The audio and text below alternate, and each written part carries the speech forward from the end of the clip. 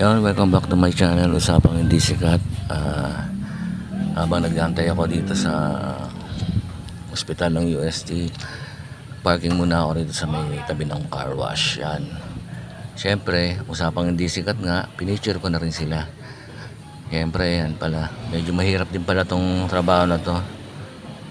Yan, may mga customer nila. Shout out nga pala kay Kenneth. Siya yung unang na pagtanong ako kung pwede mag-video. Ayan, yung naka-brown. So, maraming salamat sa iyo, Kenneth. Ayan, siyempre, sinasabon nila bago nila punasan ulit yung kotse. So, sprayan muna nila ng parang sabon yan. Tapos sa kanila ng punasan uli para matanggal lahat yung mga dumi.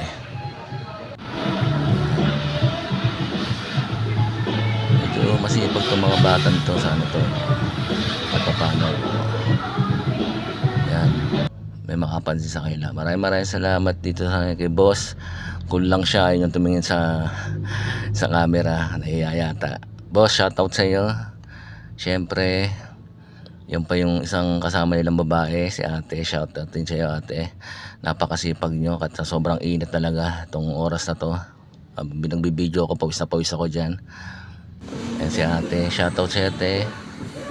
Maraming salamat. Yan. Nilagay pa niya ng ng tire block. Yun, malinis na yung ginagawa nila Kenneth. So, yan. Tsaga-tsaga lang kahit anong trabaho, napakahirap, diba? Pero tsaga lang. Kaya awa rin ng Diyos, diba? So, sa mga customer nila, yan, hihintay din. So, dito lang yan sa may tabi ng UST. Kung galing kayo UST, pasok lang kayo dyan dito sa kalsada na to, one way. Maraming salamat mga kaumay sa susunod na video. Thank you very much.